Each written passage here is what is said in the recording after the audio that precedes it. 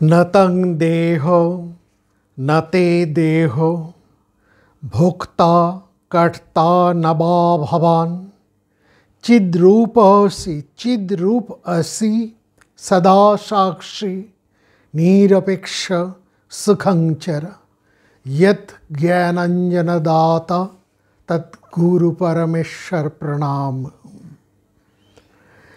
বলা হচ্ছে তুমি দেহ নও, দেহ সহ তোমার কোনো সম্বন্ধই নেই।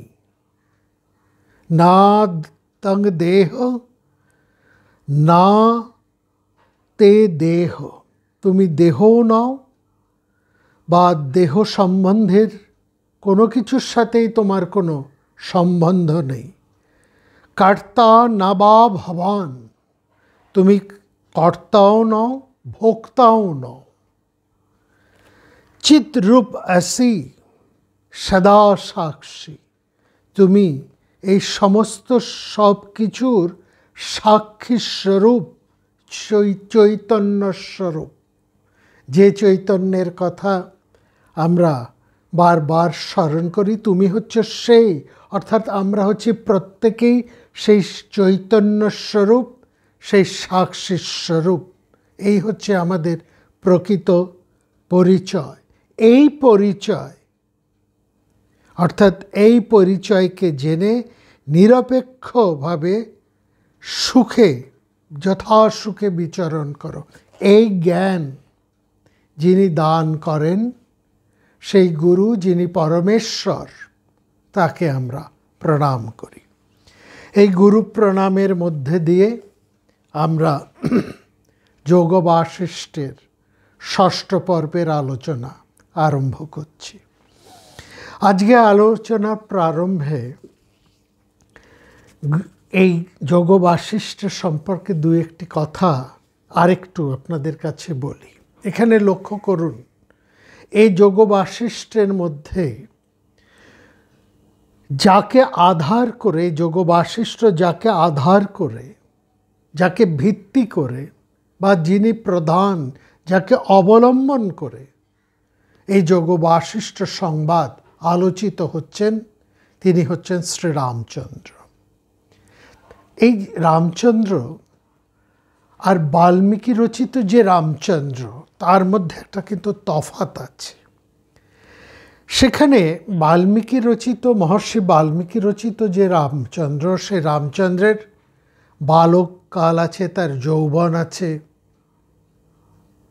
তার বিবাহ আছে, তার যুদ্ধ আছে, তার রাজ কার্য পরিচালনা আছে ইত্যাদি। একটা তার দীর্ঘ জীবন, দীর্ঘ পরিচয় আছে, অনেক কিছুই সেখানে আছে। এখানে রামচন্দ্রের সঙ্গে অন্যান্যরা আছেন, এইটুকুই মাত্র।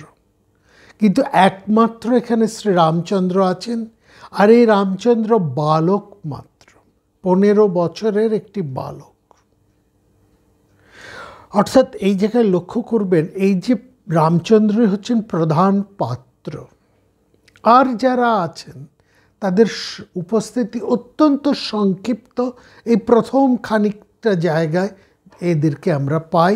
তারপরে গোটা যোগ বাশিষ্ঠের মধ্যে কেবলমাত্র শ্রী রামচন্দ্র এবং সেখানে আছেন মহর্ষি বশিষ্ঠ, এই দুজনই আছেন। রামচন্দ্রের প্রশ্ন, মহর্ষি বশিষ্ঠের উত্তর বা মহর্ষি বশিষ্ঠের উপদেশ, এই আছে। এই নিয়েই সমগ্র যোগ বাশিষ্ঠ। সেখানে রামায়ণের আর কোনো কিছুই নেই। রামায়ণের কতটুকু অংশ এখানে তুলে নেওয়া হয়েছে, কতক অংশ এখানে তোলা, অর্থাৎ রামায়ণকে নির্ভর করে যোগ বাশিষ্ঠ আরম্ভ হচ্ছে। এখানে রামচন্দ্র, তার বয়স 15 বছর। আর লক্ষ্য করার, এখানে যে ঘটনাটা হচ্ছে, সেখানে ওই রামচন্দ্র আমরা এখানে দেখেছি, তিনি সদ্য গুরুগৃহ থেকে সমাগত, এসে তিনি পিতার কাছে একটা আবদার করেছেন যে আমি একটু নানা দিকে নানা দেশ নানা স্থান একটু ঘুরে বেড়িয়ে দেখতে চায়। পিতা সানন্দে তাকে সেই অনুমতি দিয়েছেন, তিনি ঘুরে এসেছেন। ঘুরে আসার পরই আমরা দেখছি রামচন্দ্রের প্রকৃতির মধ্যে, তার স্বভাবের মধ্যে একটা বিরাট পরিবর্তন ঘটেছে। এবং তার এই পরিবর্তনের জন্য তার পিতাসহ জননীরা এবং অন্যান্য প্রত্যেকেই একটু দুশ্চিন্তাগ্রস্ত, তারা সবাই চিন্তিত। কারণ এই ভোগ সুখের মধ্যে লালিত পালিত সেই রামচন্দ্র, একজন 15 বছরের ছেলে, সদ্য কৈশোর এবং যৌবনের সন্ধিক্ষণে যিনি দাঁড়িয়ে আছেন, যিনি রাজপুর একজন ক্ষত্রিয় বালক এবং রাজ অন্তর্গৃহের সর্বপ্রকার ভোগ এবং সম্ভোগের আয়োজন সেখানে পরিপূর্ণ, তার মধ্যে দেখে তার মধ্যে একটা অন্য রকমের উদাসী ভাব লক্ষ্য করে প্রত্যেকেই সেখানে খুবই চিন্তিত হয়ে পড়েছেন। এইটাই হচ্ছে যোগ বাশিষ্ঠের প্রারম্ভিক সূচনা। এবং এখানেই আমরা দেখেছি বিশ্বামিত্র এসেছেন। বিশ্বামিত্র আগমনে মহারাজ দশরথ খুবই আপ্লুত হয়ে পড়েছেন এবং তিনি একেবারে ভাবে বিভোর হয়ে তিনি কি বলবেন আর কি বলবেন না, তিনি এমনই বলে ফেললেন যে আমার অদেয় আপনাকে কিছুই নেই, আপনি এসেছেন, আমরা কৃতার্থ। সেখানে বিশ্বামিত্র যেই মুহূর্তে রামচন্দ্রকে চেয়ে বসলেন, আমরা লক্ষ্য করলাম দশরথের মুখের ভাব, তার অন্তঃকরণ সব পরিবর্তিত হয়ে গেল এবং সেখানে একটা বিপদ একেবারে ঘটার সম্ভাবনা দেখা দিল। কারণ দশরথ প্রতিজ্ঞা করেছেন বিশ্বামিত্রের কাছে তার অদেয় কিছু নেই, বিশ্বামিত্র যা চাইবেন তিনি সবই দেবেন, এমনকি তার রাজ্যপাট সব কিছুই তিনি এক কথায় বিশ্বামিত্রকে প্রায় সমর্পণ করে বসে আছেন। অর্থাৎ একটা মহা আবেগে তিনি আবেগ তাড়িত দশরথ, তিনি স্থিতধী নন, তিনি আবেগ তাড়িত। এবং এই আবেগের একেবারে মাথায় একটা আঘাত পড়ল যেই মুহূর্তে বিশ্বামিত্র তার পুত্র, জ্যেষ্ঠ পুত্র রামচন্দ্রকে চেয়ে বসলেন রাক্ষস নিধনের জন্য। যাই হোক, সেখানে একটা বিরাট বিপদ ঘটতে ঘটতে কোনো মতে রক্ষা পেয়ে গেল অন্যান্য উপস্থিত ঋষিদের এবং বিশেষ করে মহর্ষি বশিষ্ঠের দ্রুত হস্তক্ষেপে রক্ষা পেল। এইবার রামচন্দ্র যখন যাবেন, বিশ্বামিত্র যখন তাকে নিয়ে যাবেন, তার আগেই দশরথ বললেন আপনি তাকে নিতে চাইছেন, বেশ নিয়ে যান, আমি যখন কথা দিয়েছি তাকে আপনি নিয়ে যান, কিন্তু যে ছেলে সবসময় উদাসী হয়ে থাকে, সংসারের কোনো কিছুর মধ্যেই তার আকর্ষণ নেই, এরকম একজনকে নিয়ে আপনার কোন উদ্দেশ্য সাধন হবে, সে কোন রাক্ষস বধ করবে, এটা আমি বুঝে পাচ্ছি না। এই কথা শুনে বিশ্বামিত্র একটু আশ্চর্য হলেন। তিনি বললেন বেশ, রামকে আসতে আজ্ঞা দেওয়া হোক। রামচন্দ্র যখন আসছেন, রামচন্দ্রের চোখ মুখ লক্ষ্য করে বিশ্বামিত্র বুঝলেন এই ঔদাসীন্য অন্য কোনো সাধারণ ঔদাসীন্য নয়। এবং এই যে একটা পরিবর্তন, এই যে একটা সব কিছুর মধ্যে থেকেও যেন না থাকা, একটা উদাসীন ভাব, একটা বিশেষ একটি লক্ষণ, একটা বিশেষ লক্ষণ। এবং সেখানেই বিশ্বামিত্র তার অবস্থা দেখেই তিনি বুঝলেন এই লক্ষণ সাধারণ কোনো লক্ষণ নয়, একেবারে যারা ব্রহ্ম লাভের উপযুক্ত সেই লক্ষণ, অর্থাৎ সেই ব্রাহ্মণ লক্ষণম সব কিছু পরিস্ফুট হয়ে উঠেছে শ্রীরামচন্দ্রের চরিত্রের মধ্যে, তার চেহারার মধ্যে, তার ভাবে ভঙ্গিমা সব কিছুর মধ্যেই একেবারে ব্রাহ্মণ লক্ষণ পরিস্ফুট। তখন বিশ্বামিত্র বললেন যে রামচন্দ্র, সত্যি করে বলো তো যে তুমি কি ভ্রান্ত, তুমি কি মোহগ্রস্ত? কারণ তোমার বাবা এবং অন্যান্যরা সবাই বলছেন তুমি কি সবসময় কীরকম একটা উদাসীন হয়ে থাকো, তুমি যেন ওখানে একটা মোহগ্রস্ত হয়ে আছো, সত্যি কি তাই? সেখানে আমরা গত পর্বে শুনলাম রামচন্দ্র তিনি প্রশ্ন করলেন যে এই যে সংসার চক্র, এতে কি কোনো সুখ আছে? মানুষ কি কেবল জন্মাবার জন্যই মরছে, না মরার জন্যই জন্মাচ্ছে? এই যে সংসার, এর সমস্ত ভোগ্য বিষয়, এ সবই তো ক্ষণস্থায়ী, সবই পরিবর্তনশীল। তাহলে সেই নিত্য অপরিবর্তনীয় বস্তুটি কি? এবং আমরা কেন সব কিছুকে মিথ্যা জেনেও, অলিক জেনেও তার দ্বারা আমরা মোহগ্রস্ত হয়ে আসি? এবং গত পর্বের মধ্যেই আমরা দেখেছি রামচন্দ্রের মোহের প্রকৃত চেহারাটা কেমন, আসলে তিনি কি বলছেন। রামচন্দ্রকে একটা দামি কথা বলেছেন, বলছেন একজন ধনী মানুষ অনেক টাকা পয়সা যার আছে, তার যদি সেই সমস্ত কিছু হঠাৎ নষ্ট হয়ে যায় তাহলে তার যেমন অবস্থা হয়, সেই রকম আমিও এই সংসারের এই উৎপত্তি, তার বিস্তার এবং তার বিনাশশীলতাকে, তার এই বিকারকে স্মরণ করেই মোহগ্রস্ত হয়ে আছে। আপনি যদি এটাকে মোহ বলেন তাহলে এটাই আমার মোহ। এই অনিত্য সংসারকে সব দিক থেকে আমি বিচার করে এই সংসারের অনিত্যকে উপলব্ধি করেই আমি দুঃখিত, মোহগ্রস্ত হয়ে আছি, আমি একেবারেই শান্তি পাচ্ছি না।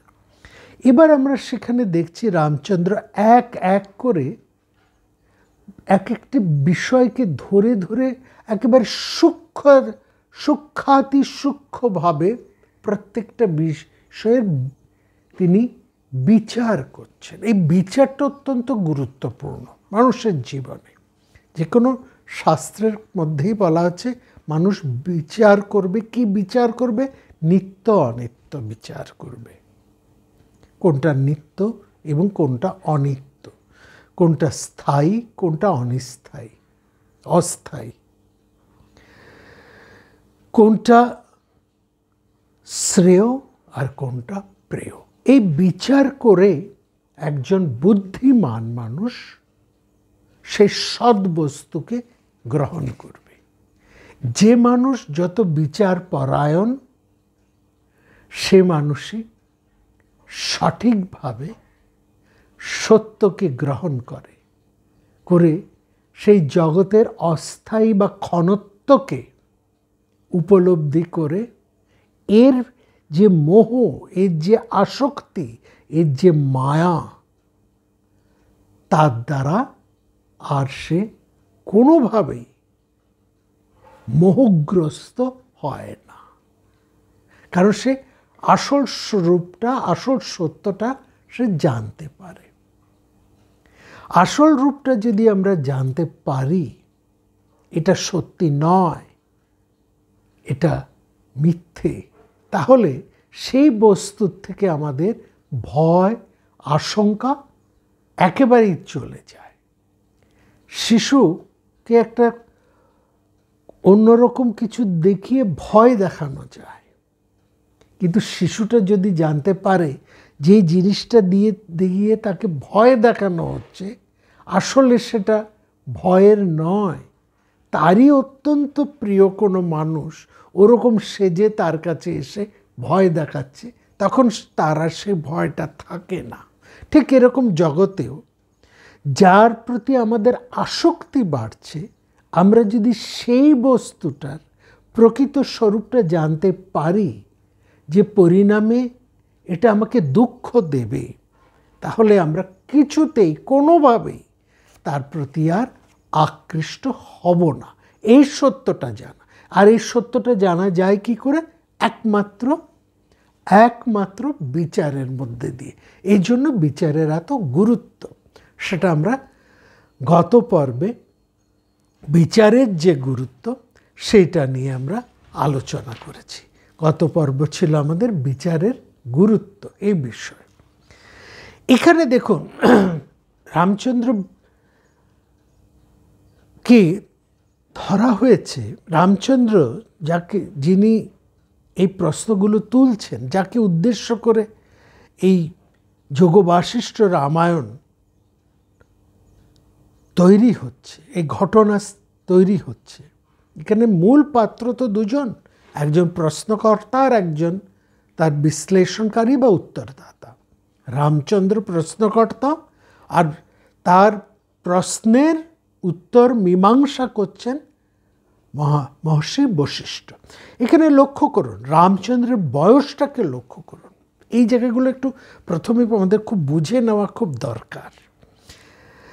এখানে রামচন্দ্রকে নেওয়া হয়েছে 15 বছরের রামচন্দ্র। 16 বছর, উনো শব্দটা এখানে না আছে, তার 16 বছর থেকে এক কম, মানে 15 বছর। অর্থাৎ সে যৌবনে পুরোপুরি পদার্পণ করেনি, আবার কৈশোরও নেই। কৈশোর এবং যৌবনের একটা প্রারম্ভিক সন্ধিক্ষণে সে দাঁড়িয়ে আছে। এই জায়গাটা মানুষের জীবনের কিন্তু খুব গুরুত্বপূর্ণ। কৈশোর মানুষ স্বপ্ন দেখতে ভালোবাসে, তার ক্ষেত্রে বাস্তব বুদ্ধির থেকেও তার আবেগটা অনেক বেশি। এবং এই সময় যে কোনো মানুষের, এই বয়সী যে কোনো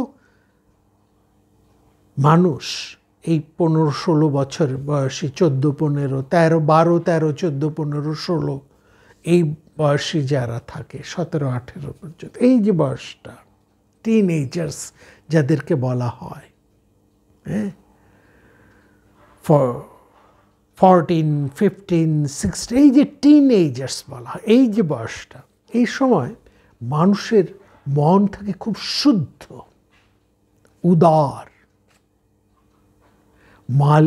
মালিন্যতা থাকে না। এই সময় দেখবেন মনটা খুব পরিষ্কার থাকবে এবং তারা বিশ্বাস করতে ভালোবাসে এবং যে কোনো বিষয়ে নিজেদের স্বার্থ বুদ্ধি যেহেতু তা থাকে না, সুতরাং ঝাঁপিয়ে পড়তে, নিজেদেরকে উৎসর্গ করতে দ্বিধাহীনভাবে এতটুকু কার্পণ্য করে না। এই বয়সটাকে বলা হয় শুদ্ধাবস্থা।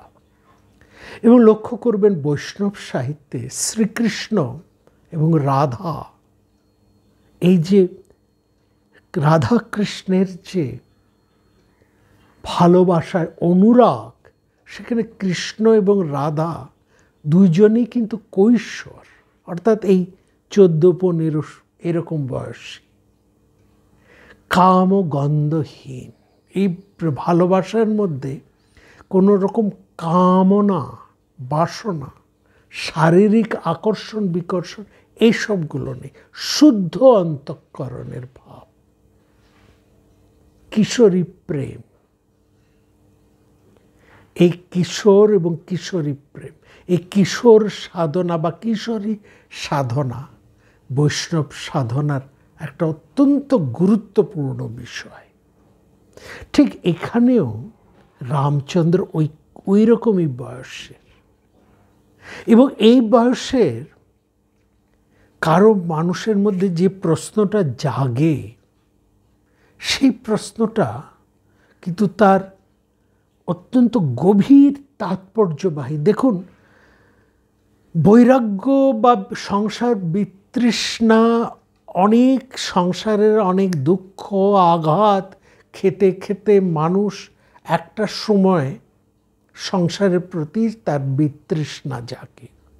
তার মানে তার যে বিতৃষ্ণাটা আসছে, এই বিতৃষ্ণাটা আসছে তার সংসারের থেকে অনেক আঘাত খাবার ফলে। কিন্তু 15-16 বছর, 14-15 বছরের একটা বালকের মনে যখন বিতৃষ্ণা আসে, এই সংসারের সুখ ভোগের আসল চরিত্রটা কি, এই ধরনের প্রশ্ন যখন আসে, এই সংসারের তা আসল বস্তু সম্পর্কে তার যখন প্রশ্ন আসে, এই জায়গাটা বুঝতে হবে যে জীবনটাকে সেভাবে দেখলই না, অথচ তার মধ্যে এই ধরনের একটা প্রশ্ন এসেছে, সেখানে বুঝতে হবে আর যাই হোক তার মধ্যে অন্য কোনো রকমের মলিনতা নেই। অর্থাৎ এই প্রশ্নটা খুব খাঁটি প্রশ্ন সে করছে। কোনো রকম আঘাতজনিত বিষয় থেকে তার এই প্রশ্ন জন্মায়নি, কোনো রকম বিকারজনিত ভাব থেকে তার মধ্যে এই প্রশ্ন জন্মায়নি, কিংবা অন্য কোনো ভয় থেকেও তার মধ্যে এই প্রশ্ন আসলে। এর মধ্যে যে প্রশ্নটা উদয় হয়েছে, এই প্রশ্নটা যেন একটা স্বাভাবিক প্রশ্ন, স্বাভাবিকই প্রশ্ন। এই জন্য মহাত্মারা বলছেন এই যে রামচন্দ্রের প্রশ্ন, এটি কি বলছেন স্বাভাবিকই প্রশ্ন। আমাদের সাধারণ মানুষের মনে হয় এটা তো একটা অস্বাভাবিক ব্যাপার স্যাপার। একটা 15 বছরের ছেলে, রাজার ধনীর দুলাল, চতুর্দিকে সে, তারপরে সে পড়াশুনো সদ্য শেষ করেছে, তার তো এখন জীবনটাকে উপভোগ করার সময়, সংসারের আবর্তের মধ্যে ঝাঁপিয়ে পড়ে চতুর্দিক থেকে রূপ রস গন্ধ আহরণ করে তার কর্তব্য কর্ম যা আছে এই সমস্ত সে করবে, সেটা নয়। সে এর মধ্যেই সংসারের প্রতি অনাসক্ত, বৈরাগ্যের এই শক্ত শক্ত ব্যাপার, এইগুলো চলে এসছে, এই প্রশ্ন আসছে। এটা কি স্বাভাবিক? এই প্রশ্ন আমাদের মতন সাধারণ মানুষের মনে হয়, কিন্তু আমাদের মধ্যে যখন এই প্রশ্নটা আসে, তখন এই প্রশ্নটা আসে অনেক দুঃখ থেকে, অনেক আঘাত থেকে, অনেক লাঞ্ছনা থেকে, অনেক অসম্মান থেকে, অনেক শোক থেকে। তখন আমাদের এই সংসারের প্রতি একটা অনাসক্তি ভাব, একটা বৈরাগ্যের ভাব আসে।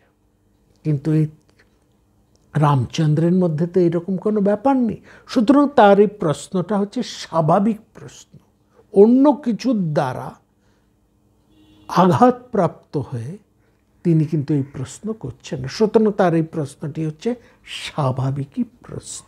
এই জন্য এটাকে বলা হচ্ছে রামচন্দ্রের এই প্রশ্ন। একেবারে প্রথমেই এখানে বলা হচ্ছে, বিশ্বামিত্র বলছেন তোমার মনে যে প্রশ্নটি জাগ্রত হয়েছে সেটা বলো। এবং তিনি যখন ওই প্রশ্নগুলো একের পর এক তুলছেন, তখন মহর্ষি বাল্মীকি বলছেন যে রামচন্দ্রের মনে যে প্রশ্ন এসেছে এটা স্বাভাবিকই প্রশ্ন। এবার লক্ষ্য করবেন যোগ বাশিষ্ঠ ঠিক এই জায়গাতেই শুরু হচ্ছে। বিশ্বামিত্রও তাকে নিয়ে যাচ্ছেন না, মানে যে উদ্দেশ্যে তিনি রামচন্দ্রকে নিতে এসেছেন সেই সব ঘটনার আর হচ্ছে না। এই প্রশ্ন উঠেছে, বিশ্বামিত্র সহ অন্যান্যরা রামচন্দ্রের প্রশ্ন শুনছেন। তারপরে বিশ্বামিত্রই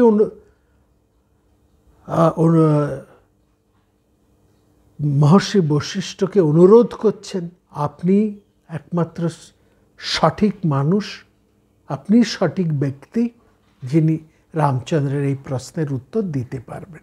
সেখানে এক এক করে বশিষ্ঠ উত্তর দিচ্ছেন এবং এভাবেই বিভিন্ন প্রকরণের পর প্রকরণ, বিভিন্ন প্রকোষ্ঠের পর প্রকোষ্ঠ এক এক করে গিয়ে সেখানে এই আমরা দেখছি উত্তর, প্রশ্ন এবং উত্তর চলছে। এবং সেটি এখানে সব কিছুর শেষে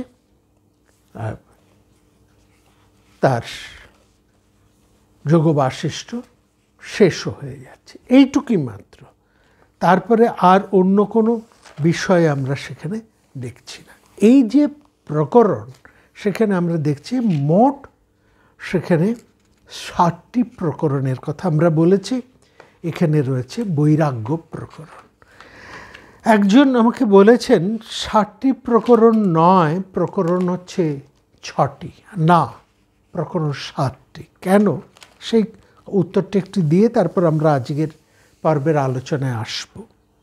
প্রথম প্রকরণটি হচ্ছে বৈরাগ্য প্রকরণ। এই যে রামচন্দ্রের মনে একটা বিতৃষ্ণা, একটা বৈরাগ্য জন্মেছে। বিতৃষ্ণা, ভোগ সুখ আকাঙ্ক্ষা, এগুলো হচ্ছে তৃষ্ণা, এর প্রতি তার একটা বিতৃষ্ণা বা বৈরাগ্য হয়েছে, এই জন্য এটা হচ্ছে বৈরাগ্য প্রকরণ। তারপরে আছে মুমুক্ষু ব্যবহার প্রকরণ, তারপরে আছে উৎপত্তি প্রকরণ, স্থিতি প্রকরণ, উপশম প্রকরণ এবং নির্বাণ প্রকরণ। নির্বাণ প্রকরণের কিন্তু দুটো ভাগ, পূর্ব ভাগ এবং উত্তর ভাগ। নির্বাণ প্রকরণের পূর্ব ভাগ আর উত্তর ভাগ কিন্তু এক নয়, এটা বুঝতে হবে।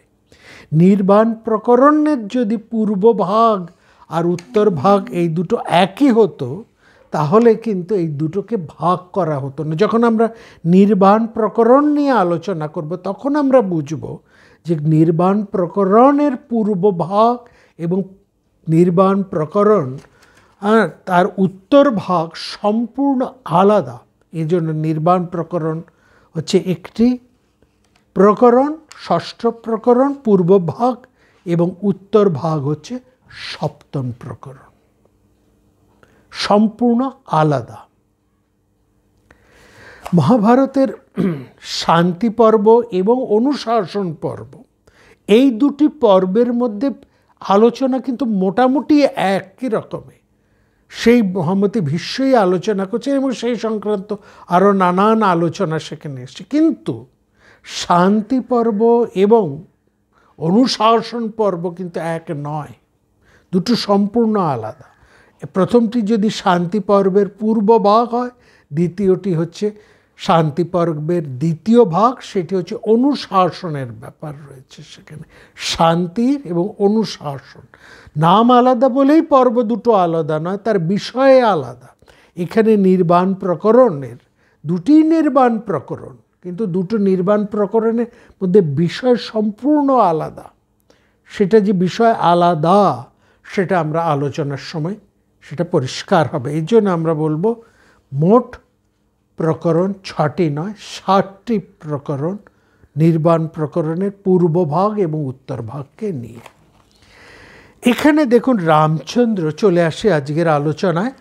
রামচন্দ্র এক এক করে বিচার করছেন, এবং বিচার করতে গিয়ে তিনি প্রথমে যে বিষয়টিকে ধরেছেন সেটি হচ্ছে সম্পদ।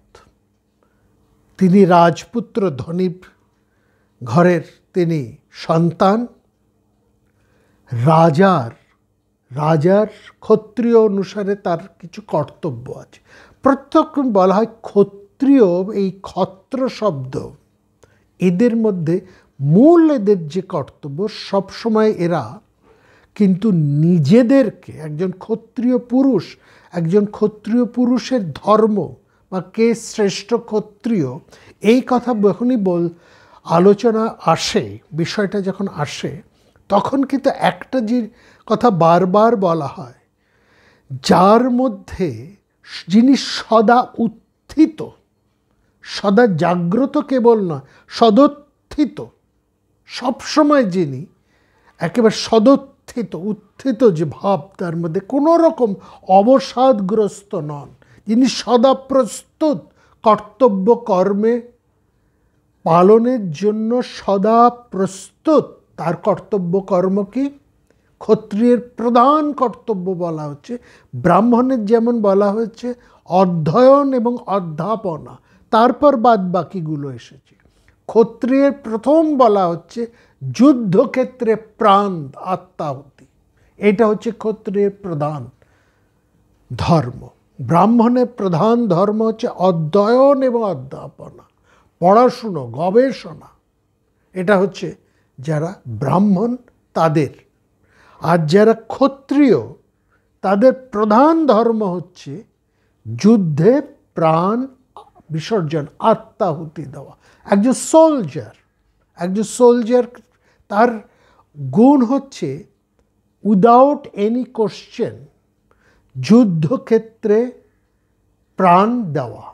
এই হচ্ছে একজন সোলজার। এগিয়ে যে তাকে যদি বলে মার্চ ফরওয়ার্ড, সে এগিয়ে যাবে, যুদ্ধক্ষেত্রে যাবে কোনো প্রশ্ন না করে, একেবারে এগিয়ে যাবে, শত্রুর মুখোমুখি এগিয়ে যাবে। সেখানে আগুনের মধ্যে হলে আগুনের মধ্যে দিয়ে ঝাঁপাবে, বিপদ সংকুল শত্রুর মধ্যে হলেও সে যাবে, এবং এতটুকু প্রাণের মায়া না করে যুদ্ধক্ষেত্রে সে উৎসর্গ করে সে নিজের কর্তব্য সম্পন্ন করবে। এই হচ্ছে, অর্থাৎ যুদ্ধক্ষেত্রে অসংকোচে, এই অসংকোচ শব্দটা ভীষণ গুরুত্বপূর্ণ। প্রশ্নহীন, অসংকোচে, সংকোচহীন, প্রশ্নহীন, সংকোচহীনভাবে যুদ্ধক্ষেত্রে নিজের প্রাণ বিসর্জন করবে। এটা হচ্ছে ক্ষত্রিয়ের প্রথম ধর্ম। দ্বিতীয় ধর্ম ক্ষত্রিয় হচ্ছে প্রজাপালন। দ্বিতীয় ধর্ম হচ্ছে প্রজাপালন। এই প্রজাপালন করতে গিয়ে ক্ষত্রিয়ের প্রয়োজন হয়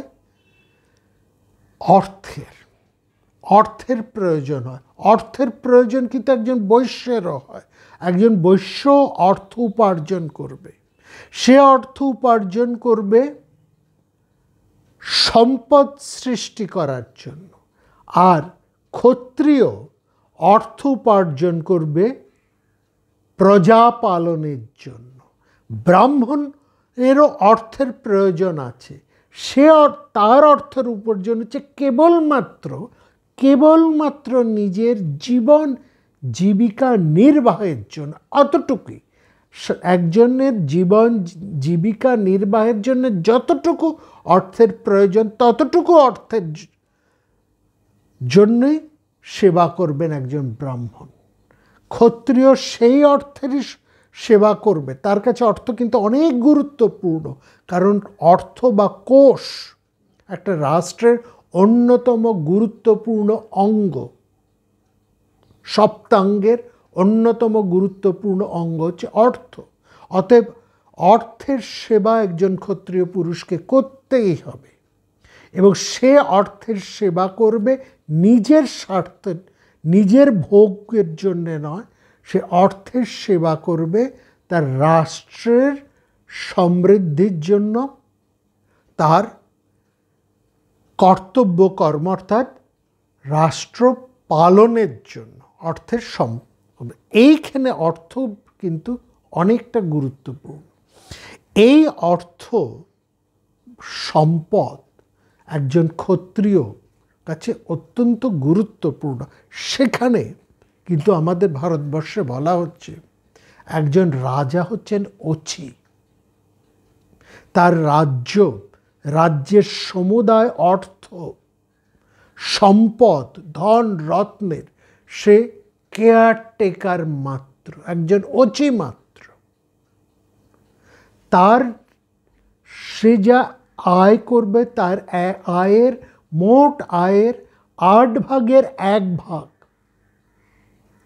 মহামতি মনু থেকে কৌটিল্য পর্যন্ত প্রত্যেক ধর্মশাস্ত্রকারেরা, রাজনীতি শাস্ত্রবেত্তারা এটা এক বাক্যে প্রত্যেকেই বলেছেন, এবং প্রত্যেকেই কিন্তু এই অনুপাতকে এতটুকু অদল বদল করেননি। প্রত্যেকে এই একই অনুপাতকে সমান রেখেছেন। সেটা হচ্ছে সমগ্র রাষ্ট্রের আয়ের 8 ভাগের 1 ভাগ মাত্র রাজা তার নিজের প্রয়োজনে ব্যবহার করতে পারেন, এবং সেটা তিনি কখন ব্যবহার করবেন, একটা রাষ্ট্র যখন সুস্থিত থাকবে সেটাও লক্ষ্য করা।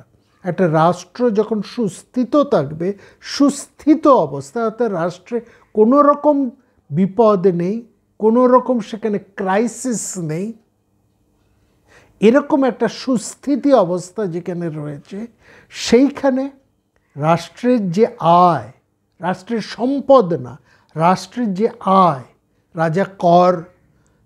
রাজার আয়ের উৎস হচ্ছে কর ব্যবস্থা, ট্যাক্সেশন, ট্যাক্স থেকেই একজন রাজার আয় হয়।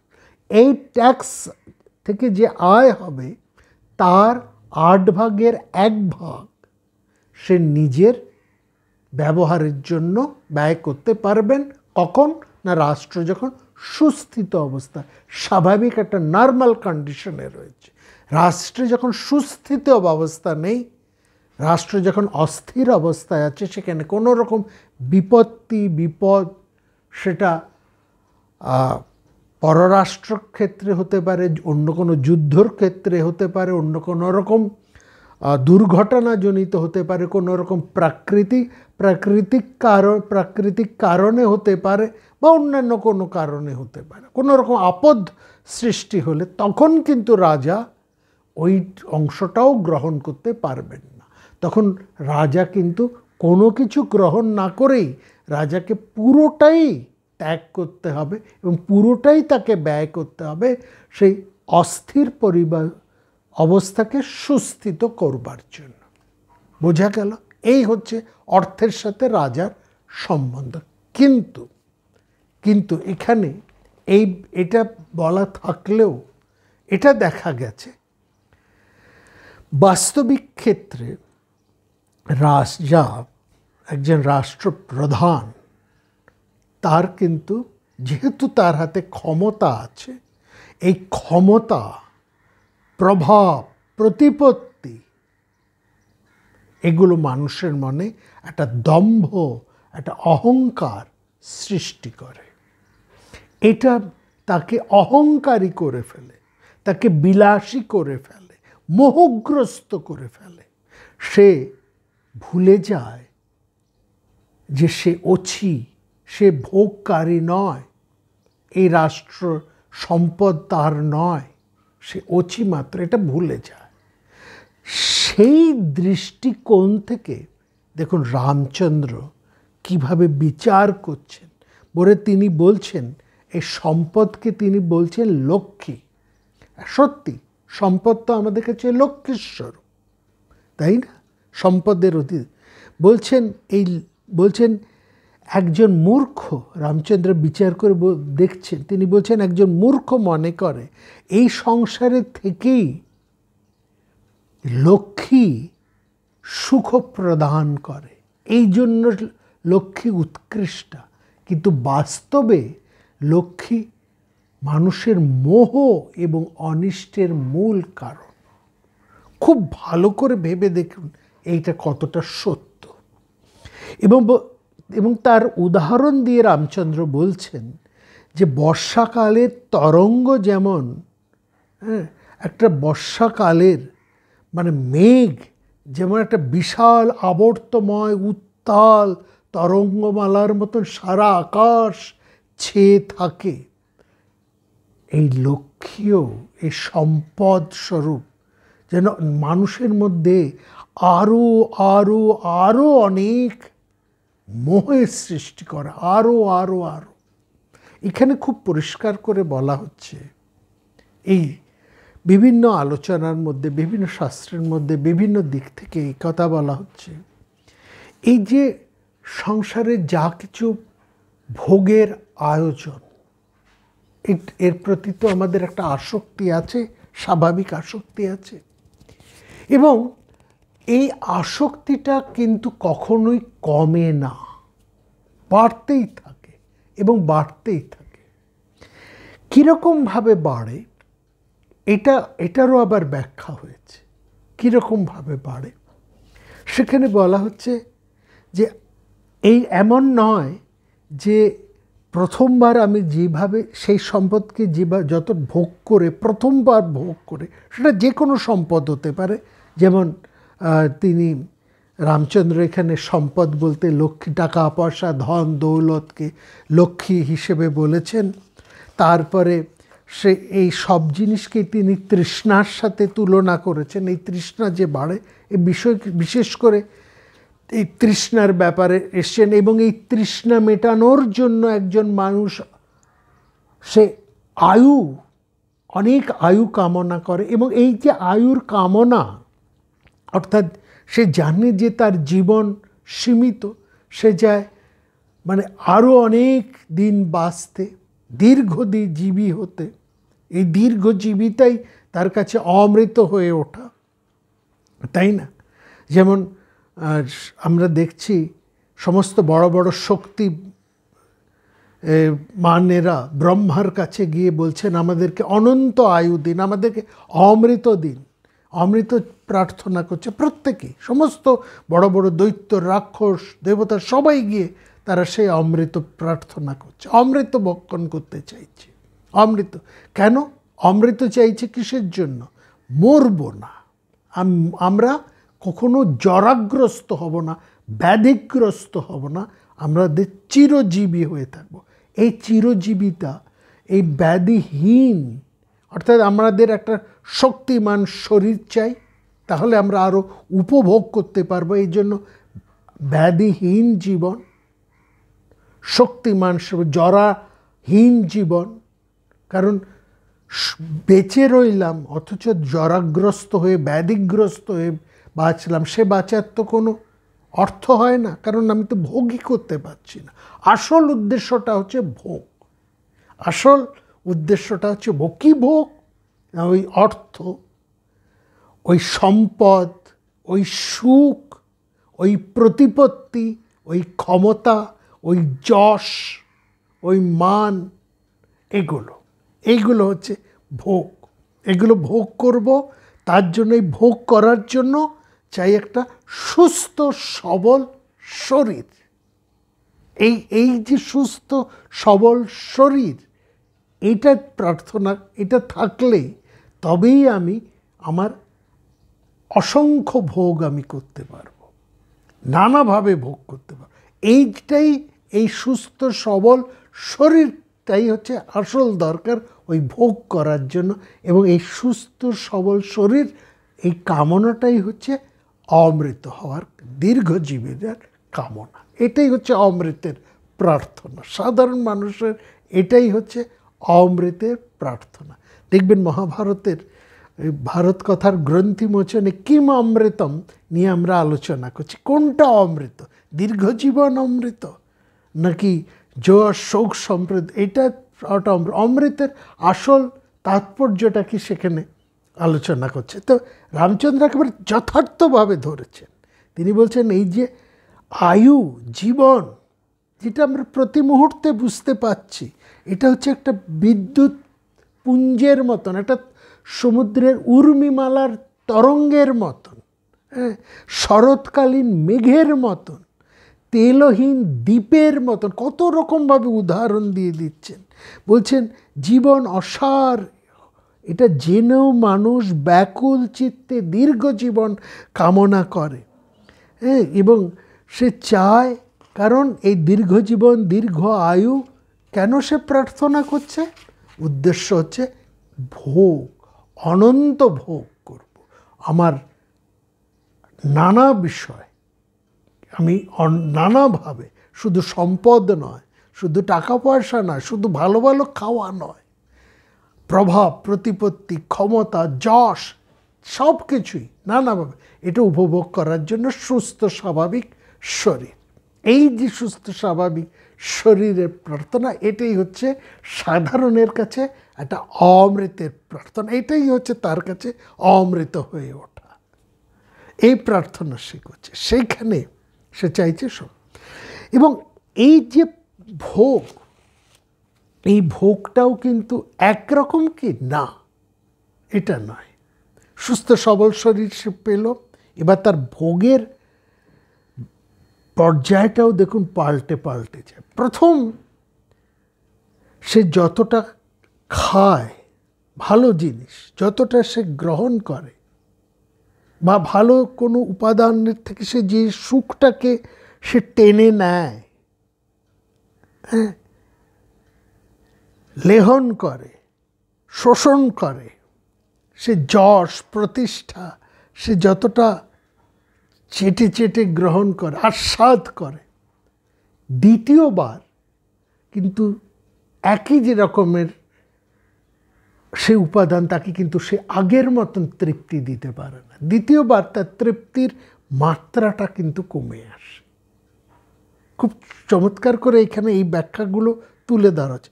প্রথমবার তার কাছে সেটা যতটা তৃপ্তিদায়ক ছিল, দ্বিতীয়বার ওই একই বস্তু, একই পরিমাণ তাকে আর ততটা তৃপ্ত করতে পারে। তৃতীয়বার আবার সে যদি পায়, সেটা থেকে সে মোটেই আর তার কাছে সেটা ভালো লাগে না। চতুর্থবার আবার যদি সেটা আসে, তার কাছে সেটা একটা বিবিমিশা। ওই এক হাঁড়ি মিষ্টি প্রথমবার খুব ভালো, পরমান্ন খুব ভালো, কিংবা বিরিয়ানির হাঁড়ি প্রথমবার খুব ভালো, দ্বিতীয়বার তার থেকে একটু কম ভালো, তৃতীয়বার দিলে সে একেবারে তার ভেতর থেকেই একটা বমির উদ্রেক হবে। অর্থাৎ এই ভোগ, এটারও কিন্তু একরকম তৃপ্তি দেয় না। তখন সে কি করে? সে ফেলতেও পারে না। তার মানে কি, তার ওই জিনিসের উপর বিতৃষ্ণা এসে গেল? বিতৃষ্ণা এলো বটে, একই রকম প্রাপ্তির বিতৃষ্ণা এলো, কিন্তু বিষয়ের থেকে তার বিতৃষ্ণা হলো না। সে চাইবে, এইবার আমি পরমান্ন খেয়েছি, এবার আমি অন্য কিছু খাবো, অন্য কোনো উপাদান, অন্য কোনো স্বাদ পাল্টে পাল্টে, বিষয়কে পরিবর্তন করে করে, সে ভোগের উপাচারকে পরিবর্তন করে করে সে সুখ ভোগকে লেহন করে, আস্বাদ করে। অর্থাৎ সে রতিমাত্রাকে পাল্টে পাল্টে পরিবর্তন করে করে সে তার অনন্ত সুখকে জারি রাখে। এইটা ঠিক, একই জিনিসকে কিন্তু সে এক মাত্রায় গ্রহণ করে না। সেটা গ্রহণ তার কাছে পরিবর্তিত হতে থাকে, নানাভাবে, নানান উপায়ে, নানান রূপে, নানা পরিবর্তন করিয়ে করে, ঘুরিয়ে ফিরিয়ে, নানা রূপে, নানাভাবে তাকে সে আস্বাদ করে। সুতরাং সেটা বিতৃষ্ণা নয়, বিষয়ের রূপ বৈচিত্র্যের পরিবর্তন, একটা বৈচিত্র্যময়তার মধ্যে দিয়ে সে আস্বাদন করে চলে, এই জিনিসটা।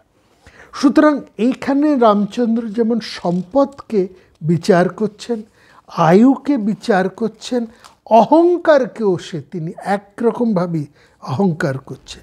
বলছে এই সব কিছুর মূলে, এই যে তার ভোগলিপ্সা, সব কিছুর মূলেই রয়েছে কিন্তু তার একটা অহংকার রয়েছে। কারণ তার যা কিছু সে নিচ্ছে, গ্রহণ করছে, এবং সে যে গ্রহণ করতে পারছে, আরও দ্বিতীয়বার তাকে আবার অন্যরকম করে গ্রহণ করতে চাইছে, এবং তার যে তৃপ্তির একটা আস্বাদ তার থেকে সে গ্রহণ করছে, এটাই হচ্ছে তার অহংকার, তার ক্ষমতার অহংকার, তার দর্প এখান থেকে সে চলে আসছে। এই অহংকারটাই তার মধ্যে একটা রোগের সৃষ্টি করে দিচ্ছে। সেটাই তাকে তার বিপদ সৃষ্টি করছে, তার মনোনিরাশ সৃষ্টি করছে, এবং এই যে অন্তহীন কামনার ধারাতে সে সদা লিপ্ত হয়েছে, সেটাও কিন্তু তার ওই অহংকার জনিত। আমি ভোগ করছি, আমি ভোক্তা, আমি ভোগ করছি, আসলে সে ভোক্তা নয়, এটা সে বুঝে যায়।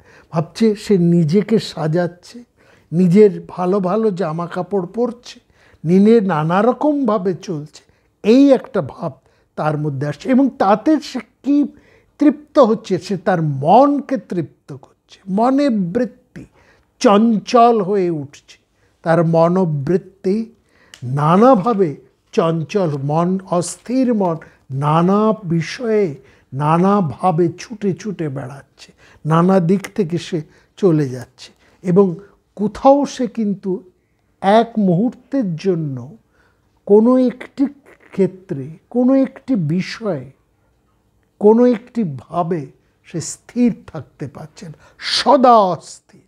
এবং এই অস্থিরতার মধ্যে দিয়েই তার কিন্তু বিপরীত ক্রমে ছুটে আসছে ভয়, ছুটে আসছে শঙ্কা, পাওয়া এবং পাওয়ার থেকে হারানোর একটা শঙ্কা। তার মধ্যে এটা আসছে তৃপ্তির মধ্যে দিয়ে তার একটা অতৃপ্তির ভাবও তার মধ্যে চলে আসছে। এবং এই জায়গা থেকে এক এক করে তার শরীরের প্রতিও তার একটা মোহ। সে চাইছে এই তার শরীর যেন এরকমই থাকে, এই শরীর যেন কখনোই জরাগ্রস্ত না হয়। সুতরাং এই যে শরীর তার এক থাকবে না, এই ভয়, সুতরাং সে চাইছে এই সীমিত সময়ের মধ্যে সব কিছুকে নিতে এবং সবটাকে যাতে সে আরও বেশি করে গ্রহণ করতে পারে, তার জন্য সে তার শরীরটাকে সবথেকে বেশি গুরুত্ব দিচ্ছে, শরীরের প্রতি সে বেশি যত্ন নিচ্ছে, শরীরটাকে প্রধান করে তুলছে এবং সে সবসময় চাইছে তার এই শরীরটা যেন সবসময় শক্তপোক্ত সবল থাকে, যাতে সে তার এই ভোগটাকে চিরজীবী করে রাখতে পারে, চিরকালের করে, অনন্ত করে তুলতে পারে। কিন্তু মুশকিলটা হয় তার শরীর কিন্তু তার আকাঙ্ক্ষার সাথে, তার তৃষ্ণার পরিমাণের সাথে তাল দিয়ে চলতে পারে না। শরীর এক সময় বিদ্রোহ করে, শরীর এক সময় ভেঙে পড়ে, এক সময় তার শারীরিক বৈকল্য দেখা দেয়। এই জায়গার থেকে সে যে যৌবনকে ধরে রাখার, সবসময় দেখবেন যারা ভোগী তারা সবসময় নানাভাবে নিজেদের এই যৌবনকে ধরে রাখতে চায় এবং নানা রং মেখে, কোনো মানে যা চুল পেকে গেলে সেটাকে কালো করে, দাঁত পড়ে গেলে দাঁত বাঁধিয়ে, হ্যাঁ, চামড়াকে টান করে, নানা রকম পার্লারে গিয়ে নানা রকম করে, নানা রকম শারীরিক কসরত করে, নানাভাবে নানা উপকরণে সে তার যৌবনকে, যে যৌবন একটু একটু একটু করে ফুরিয়ে যাবেই, যা একেবারে অবধারিত, সেটাকে ধরে রাখার তার কি একটা আকুতি। এই জায়গার থেকে সে যে আস্তে আস্তে জরার মধ্যে চলে, এই প্রত্যেকটা জিনিসকে রামচন্দ্র এক এক করে বিশ্লেষণ করছে। এবং সেখানে খুব চমৎকার করে মুন্ডক উপনিষদের মধ্যে একটা কথা বলা হচ্ছে, যার সেখানে বলা হচ্ছে যাদেরকে আশ্রয়, এটা ওই যজ্ঞ কর্মকে নিয়েই এই কথাটি বলা হয়েছে। সেই শ্লোকের তাৎপর্যকে এখানেও আমরা সমান গুরুত্বভাবে আমরা দেখতে পারি। যে বলছে, তার আগে দেখুন ছান্দোগ্য উপনিষদের একটা কথা বলি, সেখানে বলা হচ্ছে যে একজন মানুষ বহু শাস্ত্র পাঠ করেছেন, বহু শাস্ত্র সে চর্বণ করতে পারে, অর্থাৎ স্মৃতি থেকে সে বহু শাস্ত্রের উদ্ধৃতি দিতে পারে, অনেক শাস্ত্র পাঠ করেছে, অনেক জ্ঞান তার, অনেক পাণ্ডিত্য। কিন্তু যে মানুষের ব্রহ্মতত্ত্ব লাভ হয়নি, যে তার জীবনটাই বৃথা। হ্যাঁ, এবং সেখানে বলছে, নারদের উদাহরণ দিয়ে বলছেন, নারদ 64 কলায় কুশলী হয়েও আত্মজ্ঞান লাভ করতে না পেরে অনুতপ্ত হয়ে সনত কুমারের কাছে উপস্থিত হয়েছিলেন। ঠিক একই কথা মুন্ডক উপনিষদের মধ্যেও বলা হয়েছে, প্লবাহিয়েতে আদৃঢ়া যজ্ঞরূপ অষ্টাদশ শক্তম্বরং যেষু কর্ম এতশ্রেয় নিন্দন্তি মূঢ়া জড়ামৃতং তে পুনরাবিজন্তি। বলছে যেষু, যাদেরকে আশ্রয় করে, অবরং কর্ম মানে নিকৃষ্ট কর্ম, উক্তং কথিত হয়, যজ্ঞরূপা সেই যজ্ঞ সম্পাদক, অষ্টাদশ মানে যজ্ঞের 16 জন ঋত্বিক এবং যজমান আর তার পত্নী, এই 18 জন তারা হয় প্লবা, বিনাশী, তারা সবাই নষ্ট হয়ে যায়। কারণ যারা যজ্ঞের মূল তাৎপর্য না জেনে কেবলমাত্র সেই কর্মের বাহ্যিক রূপটাকে সম্পাদন করে, তারা শ্রেয়কে না জেনে তারা বিনিষ্ট হয়।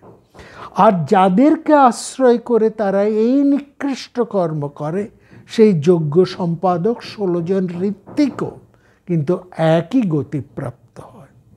অর্থাৎ যে কাজটা তুমি করছো, সংসারে যে কাজটা করছো, সেই কাজের মূল ভাবনাটাকে তোমাকে জানতে হবে, মূল উদ্দেশ্যটাকে তোমাকে জানতে হবে। সেটা না জেনে কেবলমাত্র তুমি যদি বাহ্যিক অনুষ্ঠানটা করে যাও, তাহলে তুমি সংসারের জরা মৃত্যুর মধ্যেই বারবার আসা যাওয়া করবে। অর্থাৎ তুমি সেই ব্রহ্ম, সেই সত্য ব্রহ্ম হচ্ছে এখানে সত্য, বা সেই বিরাট বা নিজেকে তুমি জানতে পারবে না। এবং সেখানে মুণ্ডক উপনিষদের মধ্যে আরেকটিও বলা হচ্ছে, অবিদ্যম অন্তরে বর্তমান স্বয়ং ধীরা পণ্ডিত মন্যমান জগন্যমান পর্যন্তি মূঢ়া অন্ধে নৈব নিয়মান যথান্ধ।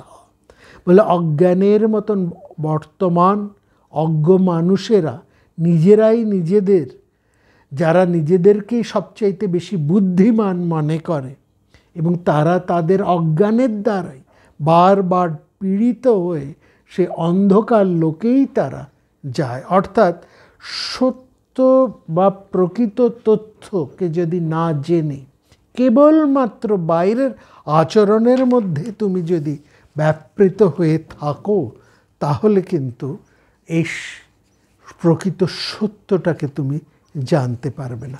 এবং সেখানে বলা হচ্ছে, এখানে খুব সুন্দর করে বলা হচ্ছে যে এই শরীর, বিষ্ণু পুরাণের মধ্যে এই কথাটা খুব চমৎকার করে বলা হচ্ছে, মাংস আশ্রিক পুষ বিন্মূত্র স্নায়ু মজ্জা অস্থি সংহতো দেহে চিত প্রীতিমান মূঢ়া ভবতি নরকোপি সহ। বলছেন মাংস, রক্ত, পুজ, বিষ্ঠা, মূত্র, স্নায়ু, মজ্জা ও অস্থি, এই সব কিছু মিশানো কোনো এই শরীরটাকে কেউ যদি একমাত্র সত্য, একমাত্র সেটাকেই প্রধান বলে তারই সেবা করে, তাহলে তার গতি নরক। যে কথাটা রামচন্দ্র এখানে বলছেন, এই যে যারা বিষয় ভোগ করবে বলে এই সংসারের বিভিন্ন বিষয়কে আরও আরও আরও ভোগ করবে বলে, তার মাধ্যম, ভোগের মাধ্যম এই শরীরটাকে, বিশেষ করে শরীরের যৌবন অবস্থাটাকে ধরে রাখার জন্য একমাত্র সতত যত্নবান হয়, তারা কিন্তু নরকেই গমন করে। অর্থাৎ এইখানে খুব সুন্দর করে আরেকটা কথা বলা হচ্ছে, দেহ হচ্ছে আমাদের অত্যন্ত মলিন এবং আত্মা হচ্ছে নির্মল।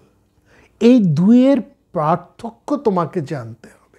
নিশ্চয়ই দেহের যত্ন করতে হবে, এই কথাও বলা আছে, শরীর মাধ্যম খলু ধর্ম সাধনম। এই শরীরটাকে অবশ্যই যত্ন করতে হবে, তাকে রক্ষাও করতে হবে, কিন্তু এর অর্থ এই নয় সবচাইতে বেশি গুরুত্বটা যদি তুমি কেবলমাত্র শরীরকেই দিয়ে দাও, তাহলে কিন্তু তুমি আসল সত্যকে জানতে পারবে না। জানতে হবে শরীরটা হচ্ছে মাধ্যম, কিন্তু এই মাধ্যমের মাধ্যমেই তোমাকে কি করতে হবে, খলু ধর্ম সাধন, তোমাকে ধর্ম সাধনা করতে হবে, সমস্ত কাজকর্ম করতে হবে। কাজকর্ম করার মাধ্যম এটা, শরীরটা ইম্পর্টেন্ট নয়, এটা একটা মাধ্যম, কিন্তু লক্ষ্য শরীর নয়, লক্ষ্য হচ্ছে ধর্ম সাধনা। সেই জন্য এখানে খুব পরিষ্কার করে এই জায়গায় বলা হচ্ছে, অত্যন্ত মলিন দেহ দেহি চে অত্যন্ত নির্মল। এইটা তোমাকে জানতে হবে, দেহ অতিশয় মলিন এবং দেহি অর্থাৎ আত্মা হচ্ছে অত্যন্ত নির্মল। কোনটা মলিন আর কোনটা নির্মল, এই জিনিসের পার্থক্যটা পরিষ্কার জানতে হবে, এই দুয়ের পার্থক্যটা জানতে হবে। উভয়ন্তরং জ্ঞাত্যা, এই দুয়ের অন্তরকে ভালোভাবে জেনে কস্য শৌচং বিদীয়তে, এই দুটো পার্থক্য জেনেই কার শুদ্ধত্ব তুমি রক্ষার জন্য প্রযত্নবান হবে সেটা জানতে হবে। দেহের শুদ্ধ সম্ভব নয়, দেহ বিকার অবস্থা, তার নষ্ট হবেই, কিন্তু তারকেও রক্ষা করতে হবে। তাকে রক্ষা করতে হবে কাকে জানার জন্য? আত্মবিদ হবার জন্য। আত্মবিদ হবার যে সাধনা, এই সাধনার মাধ্যমটা হচ্ছে শরীর, অতটুকুই গুরুত্ব হচ্ছে শরীরে। সব গুরুত্বটা যদি আমরা একমাত্র শরীরকে দিয়ে দিই তাহলে কিন্তু হবে খুব মুশকিল। এবং সেখানে খুব চমৎকার করে বলছে যে সা কালসূত্র পদবী সা মহাবীচি বাগুরা সাসি পত্র বনশ্রেণীস या देहवमीति स्थिति सात्याजा सर्वयत्नेन सर्वनाशः पुत अपस्थिते सप्रष्टभ्या सानभव्येन सशमंसेव पुलकशी। এই যোগ বাশিষ্ঠের মধ্যে বলছে দেহের মধ্যে কীরকম বলছে, দেহে আমিত্ব রূপ, এই যে আমিত্ব ভাবটা, এই শরীর আমার শরীর, একেই যত্ন করতে হবে, এই অহংকার, এই এই আমিত্ব রূপে স্থাপন, সেটা কীরকম? সেটা হচ্ছে কালসূত্র, মানে নরকের সমান। অর্থাৎ এবং যারা এই শরীরকেই সবচেয়ে বেশি গুরুত্ব দেয়, দেহের মধ্যেই যাদের সব কিছু নিমজ্জিত, দেহই যার কাছে সর্বস্ব, দেহ সর্বস্ব যারা, তারা অচিরেই নরকে যায়, তাদের সব কিছুই নষ্ট হয়ে যায়, কোনো কিছুই তারা রক্ষা করতে পারে না।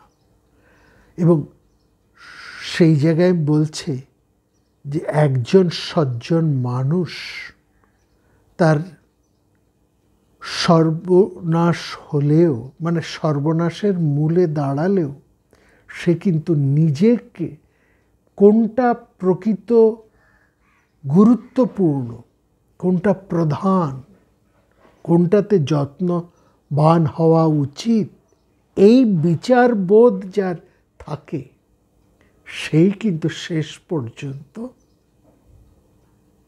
সেই পরম শান্তি, পরম আনন্দকে লাভ করে। এবং সেই জন্য এই যোগ বাশিষ্ঠের মধ্যে আরেকটি কথা খুব চমৎকার করে উপশম প্রকরণে বলা হচ্ছে, आपदमस्तकम अहम माताप्रति विनिर्मितः इतको निश्चय राम बंधाया सद्विलोकनाथ। वशिष्ठ বলছেন, রাম, এই যে आपदमस्तकम, आपद মানে পা থেকে মাথা পর্যন্ত, মাতা পিতৃ বিনির্মিত, বা পিতা মাতার দ্বারা নির্মিত, অর্থাৎ বাবা মার কাছ থেকেই আমরা এই শরীরটাকে পেয়েছি। পা থেকে মাথা পর্যন্ত এই যে শরীরটা, এটা আমরা আমাদের বাবা মার কাছ থেকেই পেয়েছি। এই ধারণা নিশ্চিত করে, এই ধারণাটাই যদি তুমি করে এই শরীরটাকেই যদি সবচাইতে বেশি গুরুত্ব দিয়ে ফেলো, অর্থাৎ দেহিকে গুরুত্ব না দিয়ে, দেহের মধ্যে যিনি দেহী রূপে আছে তাকে গুরুত্ব না দিয়ে দেহ সর্বস্ব বোধ যদি তোমার চলে আসে, সেটাই তোমার বন্ধনের কারণ হবে। হ্যাঁ, সুতরাং শরীরটা নয়, এই শরীর এই সংসারের ভোগটা নয়, সম্ভোগ করতে হবে তাকেই তিনি পরমাস্বাদ্য, যিনি আমার মধ্যে বর্তমান। অর্থাৎ আস্বাদ করো তাকে, যা তোমার প্রকৃত স্বরূপ। শরীরকে নয়, মনকে নয়, এই যৌবনকে নয়, রূপ রস গন্ধ বর্ণ এসবকেও নয়, এই সংসারের কোনো সম্পদ মোহ আর এই যশ প্রতিপত্তি এসবও নয়, এই কোনোটাই আস্বাদ্য নয়। কারণ এই আজ আছে কাল নেই।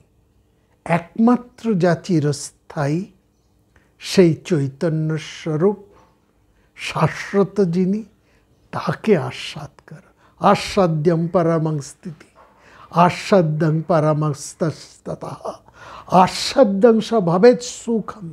সেই আস্বাদই তোমার কাছে পরম সুখকারক হবে, যা শাশ্বত, যা নির্বিক্তম মুক্তম, যা যার মধ্যে কোনো রকম বিকার নেই, যিনি সদা মুক্ত।